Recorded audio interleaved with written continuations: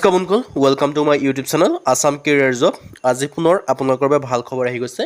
পুনৰ আপোনালোকৰ দুটাকৈ বিভাগত কিছুমান গ্ৰেড 3 আৰু গ্ৰেড 4 চাকৰি মুকলি কৰি দিছে। স্বাস্থ্য বিভাগৰ ফালৰ পৰাও কিছুমান ভেকেঞ্চি মুকলি কৰিছে, লগতে আপোনালোকৰ ন্যায় বিভাগৰ ফালৰ পৰাও কিছুমান ভেকেঞ্চি মুকলি কৰি দিছে।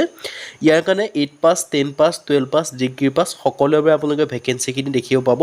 পিয়ন, সহায়কক লগতে অন্য ধৰণৰ কিছুমান গ্ৰেড 2, গ্ৰেড 3 লেভেলৰ ভেকেঞ্চিও আছে আৰু গ্ৰেড 4 লেভেলৰ ভেকেঞ্চিও আছে।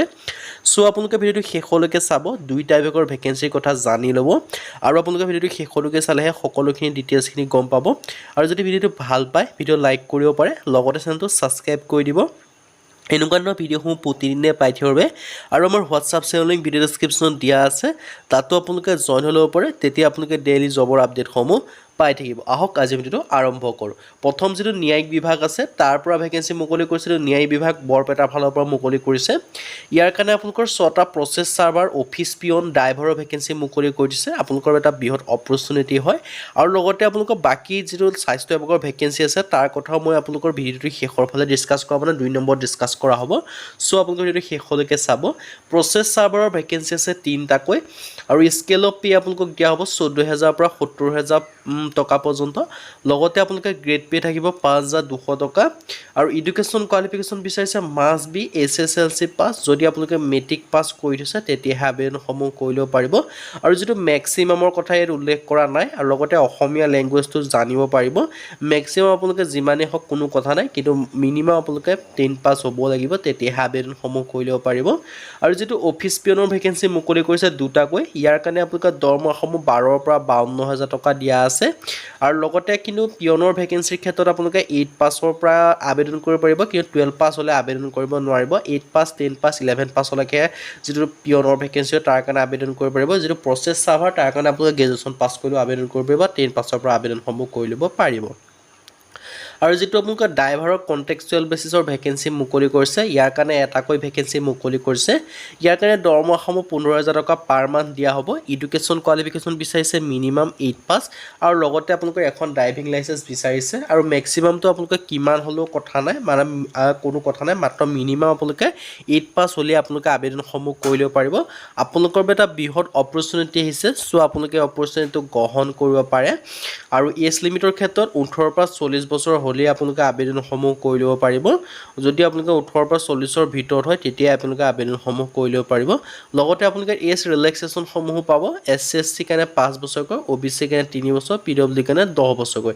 আৰু ইয়াৰ কাৰণে আবেদন কৰিবলৈ আপোনালোকে অফলাইন যোগেহে আবেদন কৰিব পাৰিব। এই বিভাগটোৰ ক্ষেত্ৰত ড্ৰপ বক্সত গৈ আপোনালোকে থৈ আহিবগৈ লাগিব, নাইবা আপোনালোকে ডাকঘৰ যোগেও আপোনালোকে চেণ্ড কৰিব পাৰিব। চেণ্ড কৰিলে আপোনালোকৰ আবেদনসমূহ হৈ যাব। এটা আপোনালোকৰ বাবে বৃহৎ অপৰচুনিটি আহিছে। আৰু কি কি ডকুমেণ্টছ দিব লাগিব মই কৈ দিছোঁ। এডুকেশ্যন কোৱালিফিকেশ্যনৰ চাৰ্টিফিকেট সহ জেৰক্স কপিটো পঠাব লাগিব।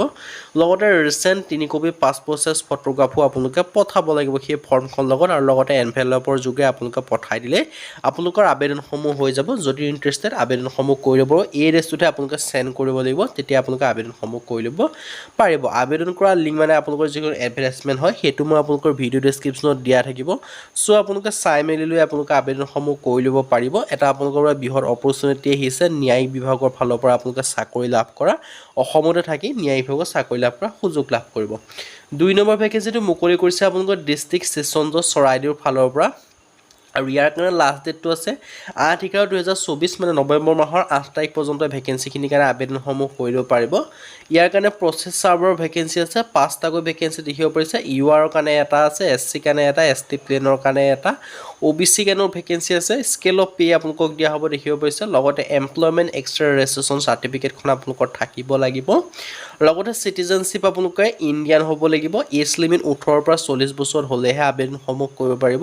আৰু লগতে আপোনালোকে এজ ৰিলেক্সেশ্যনসমূহো পাব। মই কৈছোঁ এজ ৰিলেক্সেশ্যনটো কেনেদৰে পাব। যিসমূহ SC SC হয় 5 বছৰ আৰু OBC কাৰণে 3 বছৰ হয়।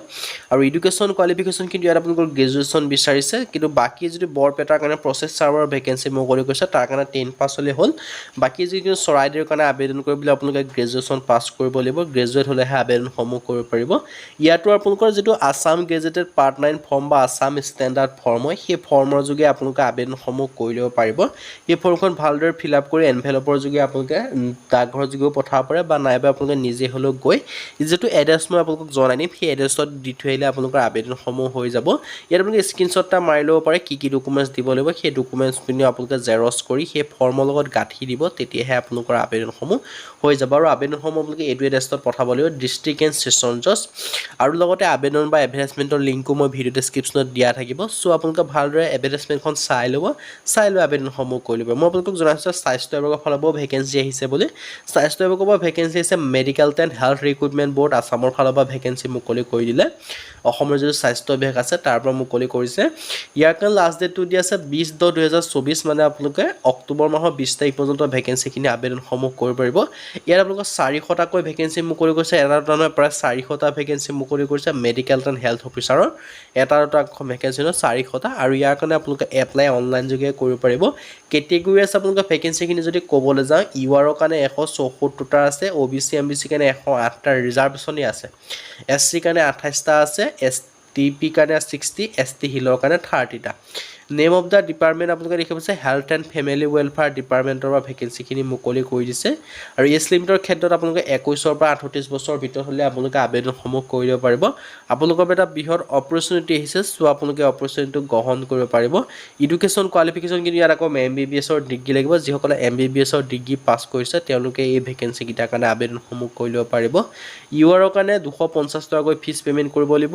ওবিসি এমবিসি এসসি এসটি কাৰণে 150 টকাকৈ আৰু যিসমূহ বিপিএল আৰু পিডব্লিউডি কেণ্ডিডেট আছে তেওঁলোকে কোনো ফিজ পেমেন্ট কৰিব নালাগে আবেদন কৰিবলৈ আপোনালোকৰ আবেদন কৰা লিংক মই ভিডিও ডেসক্ৰিপচনত দিয়া আছে সো আপোনালোকে ভালদৰে ভিজিট কৰি চাই মেলি আপোনালোকে আবেদনসমূহ কৰি ল'ব পাৰিব এই ভেকেন্সি কিটাৰ কাৰণে যদি আপোনালোকে ইন্টাৰেষ্টেড হয় বা আপোনালোকে যেটো প্ৰথম দুটা ভেকেন্সি কথা ডিসকাস কৰিলো বৰপেটা আৰু আপোনালোকৰ চৰাইদেউৰ তাৰ কাৰণেও আপোনালোকে অফলাইন যোগে আবেদনসমূহ কৰি ল'ব পাৰিব বৰপেটাৰ ক্ষেত্ৰত আপোনালোকে 10 পাছৰ পৰা আবেদনসমূহ কৰিব পাৰিব আৰু চৰাইদেউৰ কাৰণে কিন্তু আবেদন কৰিবলৈ আপোনালোকৰ গ্ৰেজুৱেশ্যন লাগিব স্বাস্থ্য বিভাগৰ কাৰণে